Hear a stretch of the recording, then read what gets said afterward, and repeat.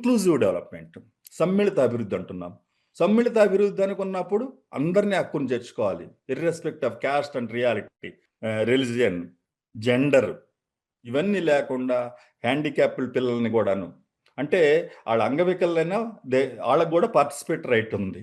అన్నిటిలో ఆటల్లో పాల్గొనడం, చదువులు పాల్గొనడం అనేది వాళ్ళ పట్ల ఒక సానుభూతి, ఒక ఎంపతి, ఒక సింపతి ఉండే విధంగా వాళ్ళందరినీ కలుపుకొని వీళ్ళంతా మనవాళ్లే, నా తమ్ముళ్ళే, నా సోదరులే, నా అక్కలు, నా చెల్లెలు అనే ఫీలింగ్ లాగా ఒకటి తీసుకుని వచ్చినప్పుడే ఆ ఇంక్లూజివ్ డెవలప్మెంట్ జరుగుతుంది. ఫ్యామిలీలో కూడా అది అది రిఫ్లెక్ట్ అవుతుంది. ఇదంతా మా కుటుంబం, మా అమ్మ, మా నాన్న, ఆ గౌరవం వస్తుంది.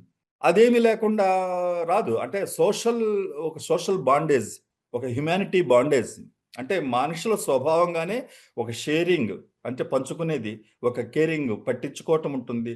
అట్లాగే ఒక రేరింగ్, ఒకళ్ళనొకళ్ళు పెద్దవాళ్ళు చిన్నవాళ్ళకి ఒక దారి చూపటం, ఓదార్చటం, చక్క నుండి అన్ని విషయాలు చెప్పుకోవటం, అది పెంపకం, సాకటం. ఇవన్నీ అన్ని పక్షులు, జంతువులు చేసినట్టే మనుషులు కూడా చక్కగా చేస్తుంటారు. ఇంకా వివేచనతో చేస్తుంటారు. దీనివల్ల చాలా పిల్లలు తెలియని ఒక గొప్ప ఆనందాన్ని, గొప్ప ఉత్తేజాన్ని, గొప్ప స్ఫూర్తిని పొందటానికి అవకాశం ఉంటుంది. ఒక టెక్స్ట్ బుక్ లెసన్ల ద్వారా కాదు. ఒకటి ఏదైతే నేర్చుకున్నామో ఆ పునాది మీద ఒక సుస్థిర అభివృద్ధి, ఒకదాని మీద స్టెప్‌గా వెళ్ళాలి. ఆ స్టెప్‌గా వెళ్ళటానికి ఈ ఫౌండేషన్ లిటరసీ, న్యూమరసీ అనేది మొత్తం మిస్ అయిపోతుంది. అంటే చాలా చోట్ల ఏంటంటే అనువంశికంగా మనకు తెలుగు భాష ఎట్లా వస్తుందో, చేతి వృత్తులు గాని, వ్యవసాయం గాని ఇవన్నీ వస్తాయి.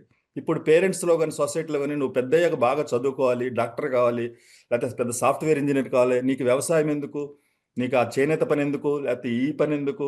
గిరిజనులకు గూడా నీకు అయన్నీ మర్చిపో అని పేరెంట్స్ కొంతమంది అట్లా చెప్తున్నారు పిల్లలకి. It's a wrong thing. మనకి ఏదైతే వస్తుందో ఆ వచ్చే జ్ఞానంతో పాటు కొత్త జ్ఞానం మనం నేర్చుకోవాలి తప్ప, ఆ జ్ఞానానికి ఈ జ్ఞానం అడ్డం అని చెప్పడం అనేది చూశారు. పిల్లల్ని ఎదుగుదలను మనమే తగ్గిస్తున్నట్టు అవుతుంది.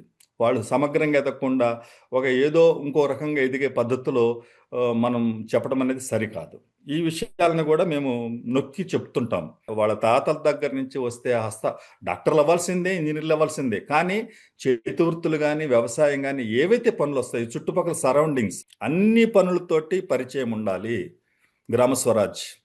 అన్ని పనులతో పరిచయం ఉండాలనుకున్నప్పుడు అన్నిటిని పరిచయం చేయాలి. కుండలు ఎట్లా తయారు చేస్తారో పరిచయం చేయాలి. ఒక కర్మాగారిని.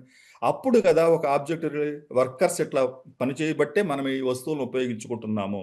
వీటన్నిటి పట్ల కూడా ఒక బాధ్యతాయుతమైన అదే సోషల్ రెస్పాన్సిబిలిటీ. ఆ సోషల్ రెస్పాన్సిబిలిటీ అనేది పిల్లలకు నేర్పాలి. అది పేరెంట్సు, అట్లాగే టీచర్స్ కూడా అలవాటు చేసుకున్నప్పుడు మాత్రమే ఒక చక్కటి వాతావరణంలో మనం తీసుకెళ్ళటానికి అవకాశం ఉంటుంది.